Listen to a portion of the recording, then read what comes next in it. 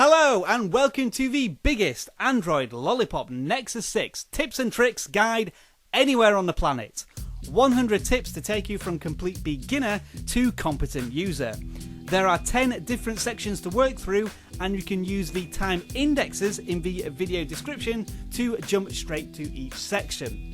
Bookmark this video, revisit it often and use it as your essential reference guide to Google's flagship smartphone. Anyway, we've got a lot to get through, so let's start at the very beginning. To turn on your Nexus 6, simply press and hold down the power button, which is on the right side trim of the phone and has a serrated edge. When you see a Google logo appear, you can let go and wait for the device to boot up. To turn off the Nexus 6 when the device is awake and the screen is showing, press and hold the power button until the words power off appear on screen. Tap that to shut down your device. To check for notifications when your phone is locked and asleep, you can simply pick up the Nexus 6 and look at the phone, and this will activate the ambient sensor, which will display notifications on a dimly lit screen. You can then press on the phone to unlock and use it, or leave it and the screen will dim and the phone will go back to sleep. You can, if you wish, turn this setting off. To quickly access your phone contacts from the lock screen, swipe from left to right on any part of the screen that isn't a notification. This will launch your phone dialing options. To quickly access the camera from the lock screen, swipe from right to left on any part of the screen that isn't a notification. To quickly access settings from the lock screen, swipe down from off the top of the screen to bring down a range of options such as Wi-Fi, cellular signal and data, flashlight, Bluetooth and more. To unlock the device, simply tap the power button to show your lock screen and then swipe from the bottom to the top of the screen. This will display your home screens. There are 3 control buttons at the bottom of the screen that are always available to you no matter what you are doing. The left button is the back button and it simply goes back one place from where you currently are. In this example, I have gone into a news application and then selected an article to read. If I press the back button once, I will exit the article and return to the news screen, and if I press back again, I will exit the application. The middle button is the home button and this will automatically exit out of wherever you are and whatever you are doing and return you to the main home screen. So if you do ever get lost, don't panic, simply use this home button. The right button is the overview button and this will display all the applications and screens you have used in chronological order, with the most recent being first. So you can use this screen to quickly jump from one location to another.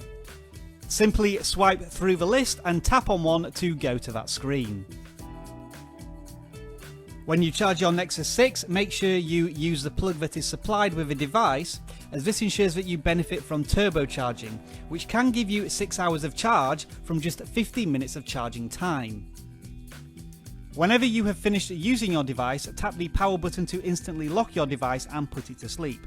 The screen will turn off and you will need to tap the power button again to wake your device.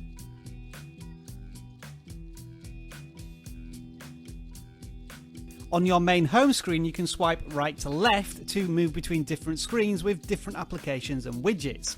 Swiping left to right will go through the same screens. You can keep track of which home screen you are on through the small dots positioned in between your home screen and dock.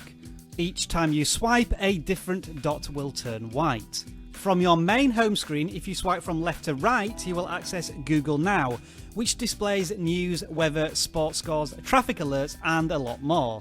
This feature is tied to the default Google Now launcher. The middle button in your dock is the application drawer, and this is where you can access all the applications on your device. Again, you can swipe from right to left to cycle through the applications, and there is a dot at the very bottom of the screen to show you where you are. To add an application from the drawer to your home screen, press and hold on the app you want and this will automatically switch back to your home screens.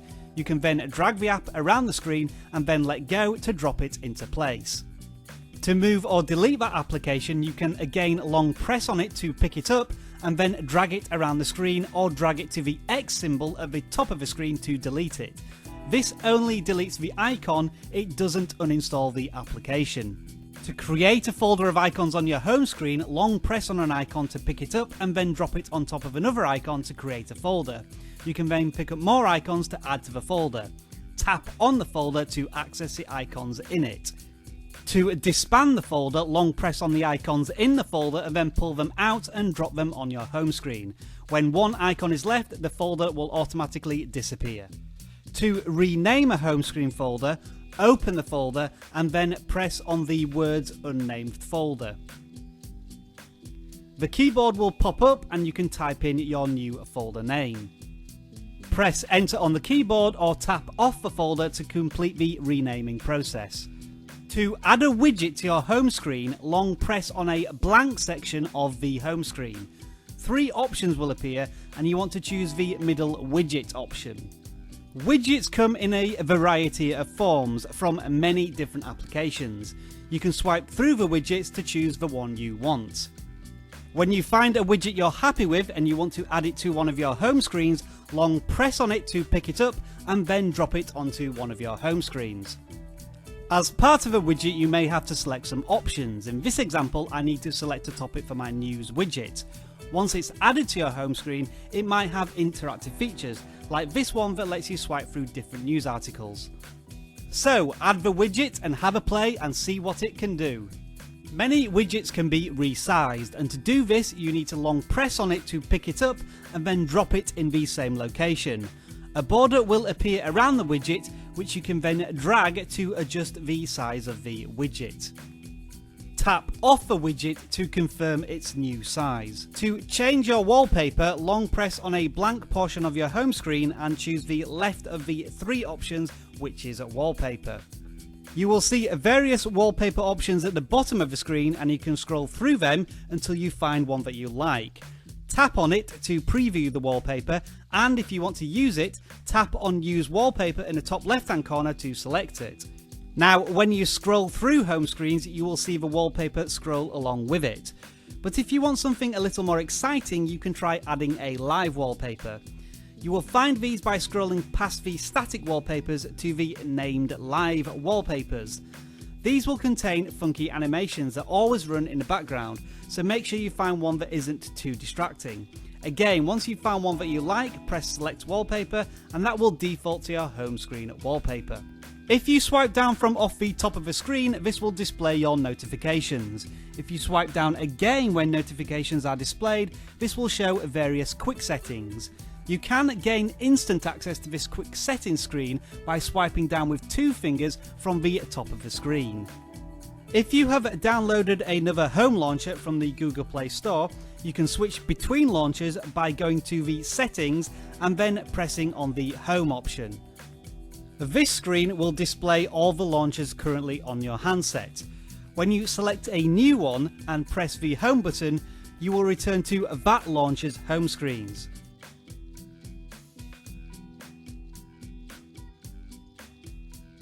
To expand all notifications on the lock screen, you can flick down on an individual notification, such as an email alert, and this will expand along with other notifications, such as the battery meter you can see above. You can continue to scroll up and down the list, and the notifications will expand when in view. When you view notifications on home screens, you can expand individual alerts by pinching them outwards or inwards to contract them again.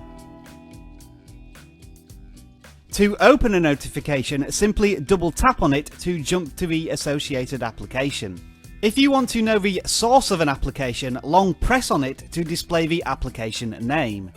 When a notification source is displayed, you can press on the information icon to take you to the app notification settings for that particular notification. You can then choose to block the notifications from ever appearing again, which can be useful for overeager games and social media apps. You can also set notifications to priority from the same screen by long pressing on the notification, tapping on the information button and then toggling the priority tab on the app notification screen. To set priority mode on your handset, press the volume button and then tap on the middle priority option. You can set this for a length of time or indefinitely. This will put priority notifications to the top of a list and only allow incoming notifications from priority applications. If you want to manage all of your application notifications in one go, you can do this by going to Settings and then selecting the Sound and Notification option. In this screen towards the bottom, there is another option called App Notifications. This lists all your applications and you can flick back and forth through them to your heart's content to block and prioritize each application notification. If you want to hide the content of notifications, you will need to set up some form of security on your device, and to do this you need to go to Settings and then choose Security. Choose your desired style of security, whether it be a pattern lock, PIN number or password.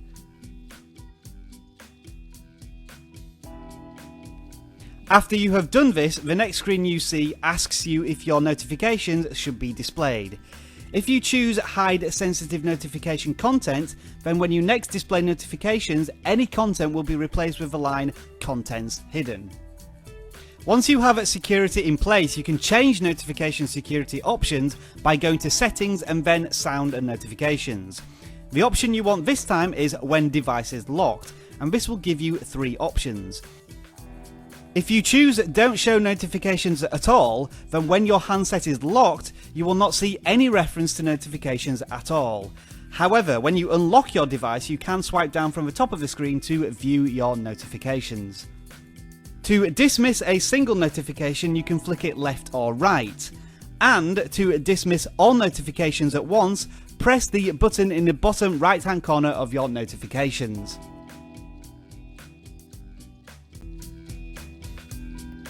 When you're using the camera, to access both camera features and settings, swipe from left to right on the screen. Camera features are on the left, the settings button is on the right.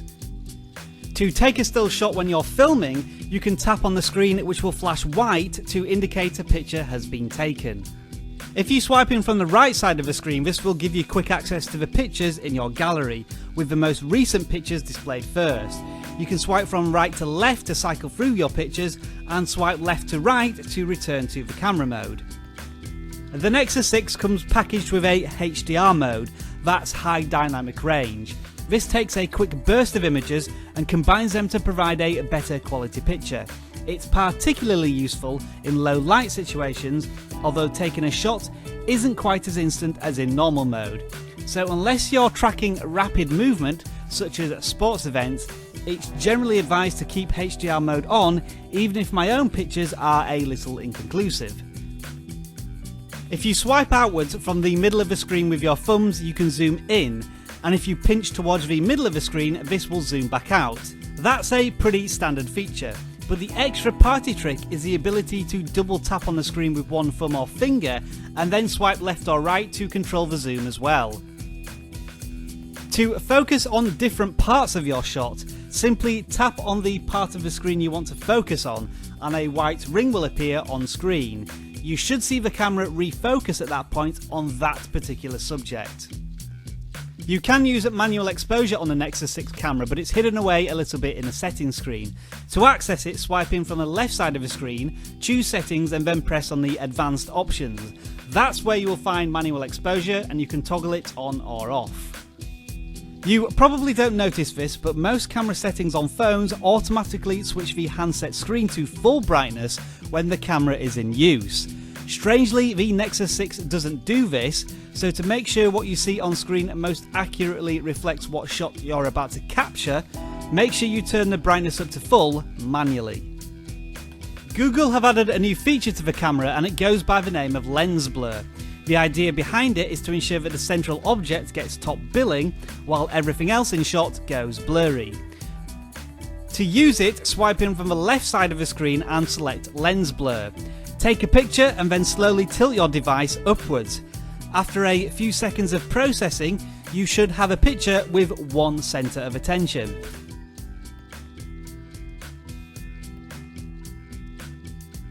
The Nexus 6 is capable of turbocharging, but you can only achieve that by using the turbocharging plug supplied with the Nexus 6.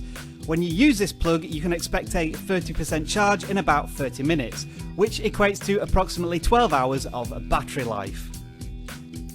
If you have a QI compliant wireless charging device, then you can use it with your Nexus 6, which is compatible. Simply place the Nexus 6 backside centrally on the charging pad, and that should automatically start charging the device. Do note, however, that this is a significantly slower way of charging your Nexus 6. A battery icon will always appear in the top right corner of your screen. If you want to know exactly how much battery is left, you can swipe down on the lock screen to show a percentage. You can also do the same thing on your home screens, but you will need to swipe down once to show notifications and then again to show your battery percentage. Instead of having to swipe down twice on a home screen to show the battery percentage, you can swipe down with 2 fingers to instantly show that and your quick settings. Furthermore, the battery indicator is a button that if you press, you'll be taken to the battery settings screen. A classic way to conserve battery life is to reduce the on-screen idle time. To do this, go to Settings, choose Display and then select the Sleep option. This determines the time it takes for the screen to automatically switch off after you last interacted with the phone. You can turn Wi-Fi off when the Nexus 6 is asleep to save battery power, and you do this by going to Settings, selecting Wi-Fi and then pressing the 3 dots in the top right hand corner and choosing Advanced. In this screen you want the Keep Wi-Fi on during sleep option, and then you can choose to have it always on, only when plugged in or never. Do bear in mind that if you turn Wi-Fi off during sleep, you may not receive notifications such as emails and social media updates. If you go to the battery screen, under the battery usage graph, a list of the most battery hungry apps and processors will be displayed. You can press on each of these things and some of them will suggest ways in which you can conserve battery and provide direct links on the places to go to do that. It's mostly system apps and processors that offer this functionality, but investigate and see what battery saving opportunities are out there. Android Lollipop devices have a built-in battery saver mode. To access this, you can either press on the battery icon in your notifications or use the settings screen. Then press the 3 dots in the top right corner and choose battery saver. When the battery saver mode is active, this will clearly be visible on screen as 2 red strips will appear at the top and bottom of the screen. The warning is there to obviously tell you your battery is low, but also that the battery saver mode has implications on the performance of your phone, such as background data, device vibration, and account syncing. A useful addition to the battery saver mode is to set when it automatically kicks in, and you can tell the phone to do this at either 15 or 5% of a battery life. The Nexus 6 uses an ambient display, which means that whenever you pick it up, the screen comes on. If you don't like the idea of that feature drinking your battery juice, go to Settings, Display, and then toggle off Ambient Display. As well as trying to protect your battery, you also want to maximize charging time. So on screen now is a list of charging methods and how much they increase the battery in a 30-minute test. As I said in my first battery tip, the turbo charge is by far and away the quickest way to charge the Nexus 6. Next comes wall chargers, with portable chargers a little behind and wireless charging way behind. Also try to minimise the use of your phone when it's charging, but turning it off, at least in my experience, doesn't make much of a difference. For a more detailed look at how to charge your phone, click on the link on screen now.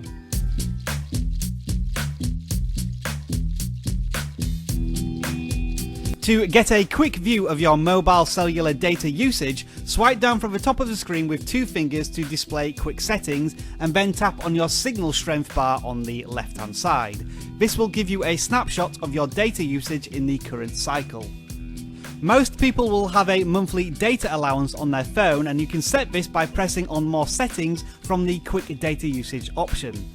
On this screen you can view previous monthly data usages and change the dates of your cycle by tapping on the month to month option on the left side.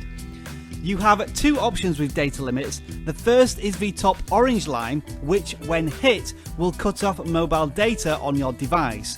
You can drag this line up and down or press the number on the left side to type in a specific megabyte limit. The black line sets up a warning limit so that a pop-up appears on screen when you reach it. Obviously the black line has to be underneath the orange line. Also note this does not track Wi-Fi data usage, only data used by your cellular network. On the same data screen you can view the list of applications that use data with the hungriest ones at the top. If you press on an app, you will be taken through to a screen where you can do something called restrict background data. This will stop the application doing things like syncing with the app, downloading updates and other things that require a data connection. Instead, it will do these things when the app is being used directly by you or when connected to Wi-Fi.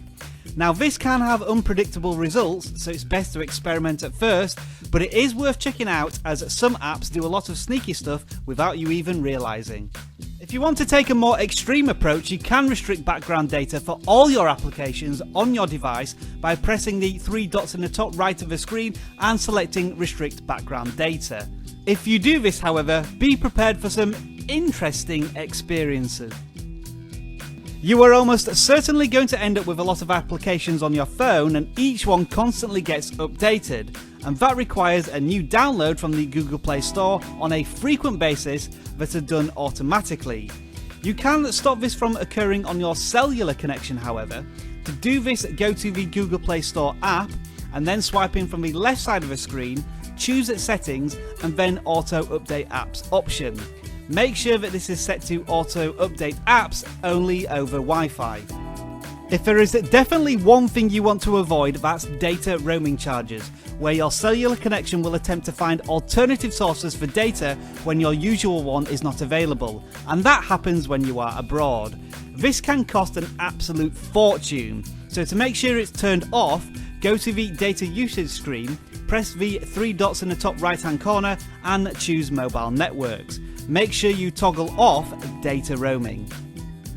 If you use YouTube quite a lot on your cellular network, that can use a lot of data.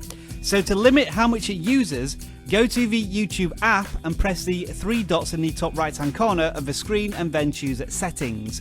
Next, select General and then make sure the Limit Mobile Data Usage is ticked so that it doesn't stream video in high definition. If you are also a YouTuber and create your own videos, you can set the upload option to only upload videos when you are connected to Wi-Fi. If you use Google Plus as a social media platform, there are a few tweaks you can make to conserve data. As usual, it's those three dots in the top right hand corner that will help you out. The first and most obvious option is to conserve data usage, but you can check for low quality images. The second is auto backup. The most ideal situation would be to have this off completely, but if you do want it on, in the backup settings, you can ensure that backing up photos and videos only takes place when you are connected to Wi-Fi, and that it doesn't back up when and if you are roaming on a data network.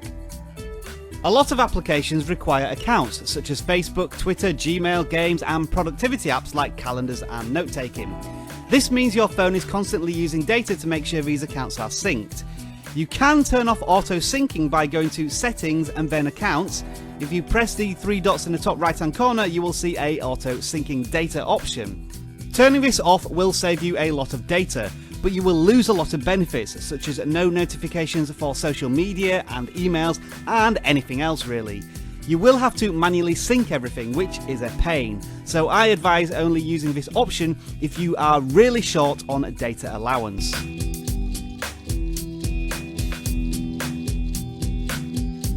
To take a screenshot of currently what's on your screen, hold the power down and volume down button at exactly the same time for about a second.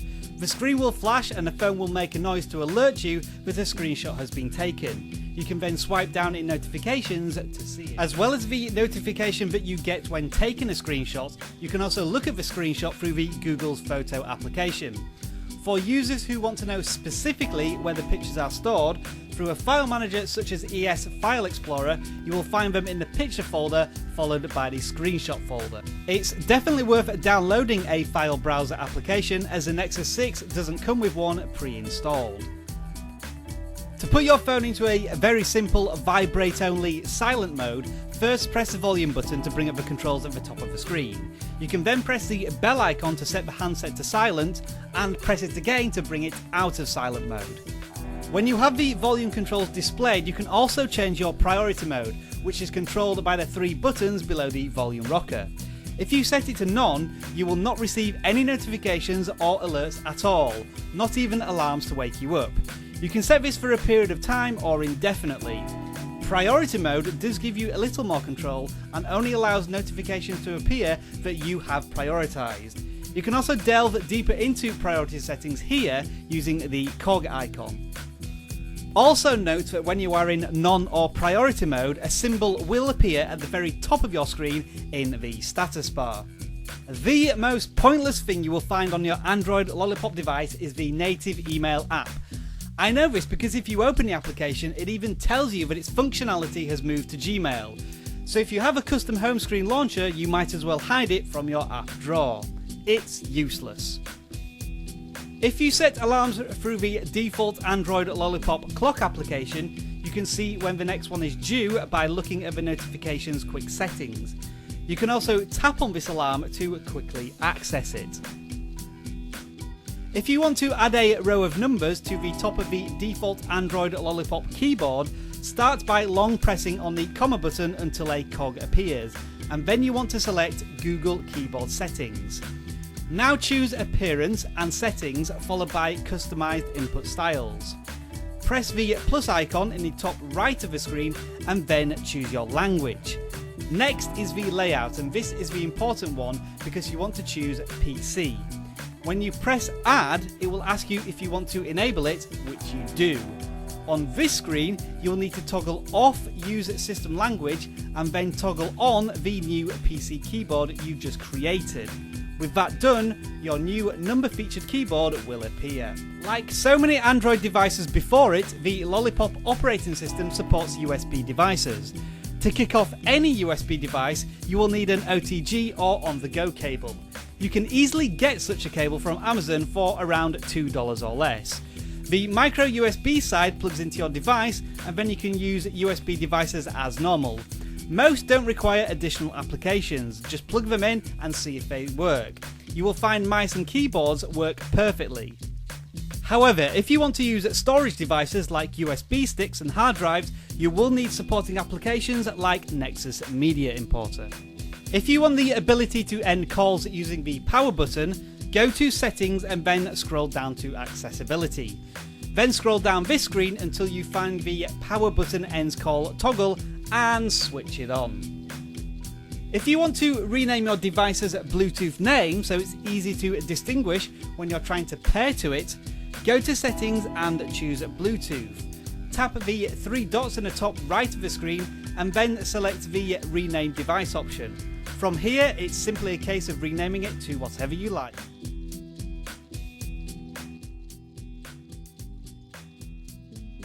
When you are in the settings screen, you can use the magnifying glass in the top right to perform a search for different settings. As you type letters into the search, it will be dynamically filtered to show you what's relevant. If you want to add a message to your lock screen, go to Settings and then choose Security. On the security screen, you want to choose the Owner Info option. On this screen, check the Show Owner Info on Lock Screen box and then type in your message. Next time you bring up the lock screen, this message will be displayed. Two phone features that can be of an acquired taste for different users are Touch Sounds and Vibrate on Touch. These two options can be toggled on or off through the settings screen via Sound and Notifications and then Other Sounds. For computer connection options, go to Storage in the settings screen and then press the dots in the top right hand corner and select USB computer connection. If you select Media Device MTP, it will act as a hard drive. However, if your computer doesn't support this, or you want to limit access to just pictures on your phone, choose Camera. If you want to do a spring clean of how all your applications function on your device, in Settings go to Apps, use the three dots in the top right hand corner and select Reset Preferences. This will reset any disabled apps, undo notifications that you've disabled, clear default app launchers, clear background data amendments, and any permission restrictions. Sometimes applications that you download will require device administrator rights to use them or be deactivated to uninstall them. The screen to do this can be found in Security Settings and then the Device Administrator options. From here, it's a simple case of toggling them on or off, depending on what you want to do with the application. If you download an application outside of Google Play and try to install it, you will be hit by this message and be blocked. By default, Android doesn't trust applications not downloaded from Google Play, but you can disable this by going to Settings and then Security and then toggling the Unknown Sources option. This will warn you that Google cannot vouch for these applications and you install them at your own risk. If you are happy to accept this, press OK, go back to your downloaded application and you should be allowed to install it. When you are on a home screen, you can swipe down from the top of the screen with 2 fingers to bypass notifications and access quick settings instantly. When quick settings are displayed on your home screen, there are 3 icons at the top of the screen and each of these is actually a pressable button. The battery percentage will take you through to the battery settings screen. The cog will take you through to general settings, and the last icon will be your profile picture, and if you press on this you can quickly change between handset users and set up new user profiles on your device. In quick settings, both the Wi-Fi and Bluetooth options have double actions. If you tap on the icons themselves, this will simply toggle Wi-Fi or Bluetooth on or off. However, if you press on the words below the icons, these will take you to their respective settings screens, where you can tinker with both Wi-Fi and Bluetooth as much as you want.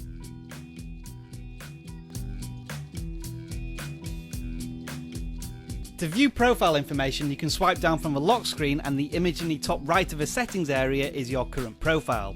If you have unlocked your screen, you can swipe down with 2 fingers to display the same profile. Simply tap on it to show all your current profiles and settings. To instantly switch profile, tap on a user and the handset will automatically switch to that user. If you have security set up on that user, it will automatically lock the device again. If you want to change the user profile picture, then bring up the profile screen and press on More Settings. Then for the current user only, you can press on the image to either change the profile picture or change the name. You can choose edit and crop a picture from the gallery, but I won't be held responsible for the sort of picture you end up using. To create a new user, simply bring up the user profile screen and then press on the add button to create a new user within seconds. This user will not see data and apps from other users, although they can update apps if they end up downloading the same ones as other users on the handset. Also bear in mind that when you create a new user, you will have to go through the same setup of an account like you did when you first bought the handset. When a new user is set up, they don't automatically have access to make phone calls or send SMS messages.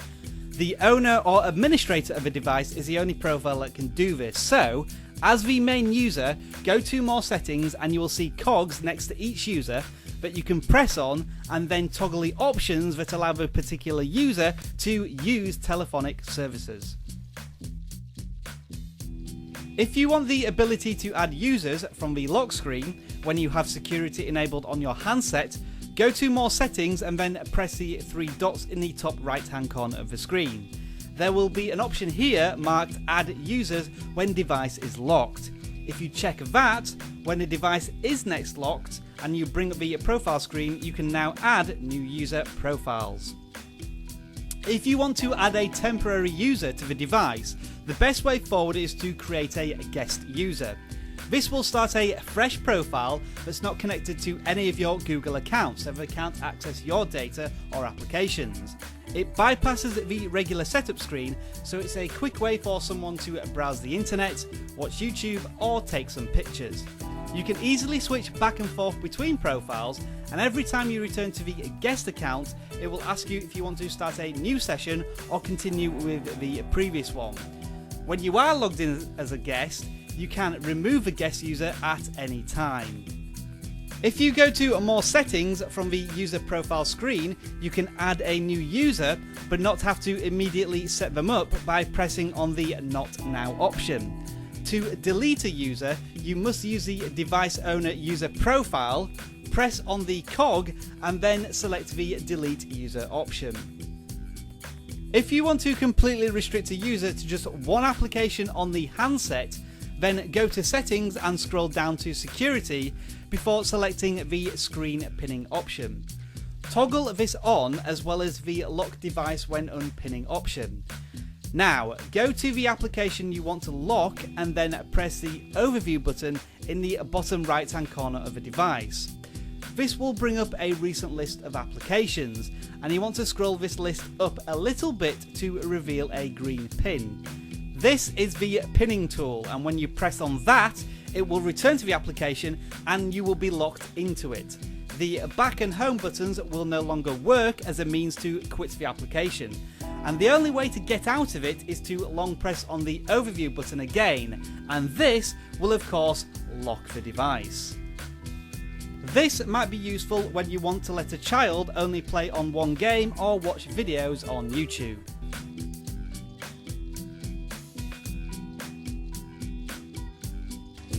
To reveal a hidden Android Lollipop, go to the settings screen and then choose the About Phone option at the bottom of the screen. Find the area that lists your current Android version number and then start tapping it until a huge lollipop appears. You can then tap on this lollipop to change the colour. From this lollipop screen you can play a secret minigame based on Flappy Birds. Long press on the lollipop and it will change into an Android, and you can tap that Android through lollipops. A word of warning though, this game is tough. To access developer mode, go to settings and then go to the About Phone option and scroll down to the very bottom of the screen. Where it says build number, start tapping and a message will appear that says you are a few steps away from being a developer. Keep tapping it until the message you are a developer appears. Now if you back out of this screen onto the main settings screen, at the bottom the option will now be developer mode, and you can toggle this on or off. Just a word of warning though, you mess with these settings at your own risk. If you have multiple user profiles on your device, you can see how much storage each user is taking up by going to settings, then storage, and going to the bottom of the screen where it will show the username and the space they are taking up. You can find out more information about your device by going to settings and the About Phone option. This displays information that you might need when diagnosing issues, and to help you get this information quickly, you can long press on each of the sections to copy the text to your clipboard so that you can paste it somewhere else if you need to. The default camera application has a green strip down the right hand side, and you can swipe in from that side of the screen to reveal scientific calculator options. You can also achieve the same effect by tilting your device to a landscape orientation. To give some of the text on your device a black bold outline, go to settings and then scroll down to accessibility. On this screen you want to select high contrast mode. Toggle it on and then return to your home screen. Now it might not be immediately apparent, but the icon text will now have this bold outline effect, as well as the clock and lock screen text. It may not be to your liking, but it is a nice little effect to consider. If you've unlocked developer mode, one small side effect of this is the ability to go to your app list using the button in the bottom right hand corner of your device and then long pressing on an icon to take you to the application info screen for that application. If you want to talk to your device even when it's asleep, you can do this through the Google Now voice activation. To get this, go to the Google app and then press on the bars in the top left hand corner and then choose settings. Next you want to go to voice and then OK Google detection. Toggle the always on option and you will be prompted to say OK Google 3 times so that it can record your voice and recognise it. This might take a couple of tries before it works, but once it's set up, lock your device and start having a conversation. OK Google, what's the weather like in Vancouver? It's 10 degrees and mostly cloudy in Vancouver. One fascinating, and when you think about it, terrifying feature is the Google location history. You can find this by going to settings and then choosing location. At the bottom of this screen, choose location history and then press the 3 dots in the top right hand corner of the screen. Press on the view manage button and this will take you to a Google web page where it will show you all the places your devices have been that are connected to Google. If this is new to you, then you might find it a bit invasive, but every time you've downloaded an application or used a Google service, you've most likely agreed to these location services terms. And if you've got multiple devices connected to Google, it will think you've been back and forth to several locations all at the same time. It can even track your history back 30 days. So what happens in Vegas now seems to stay on Google's servers. And finally, by far and away, the most important tip of them all. If you enjoyed this video and found it informative, please tap that thumbs up button and give me some positive feedback. And if you want to see more of my work at the Video Gadgets Journal, don't hesitate to press on the subscribe button as well. And I'd love to hear what you think, so say hello and add your Nexus 6 tips and tricks to the comments section. From the very bottom of my YouTube heart, thank you very much for watching, and I hope to see you all again soon.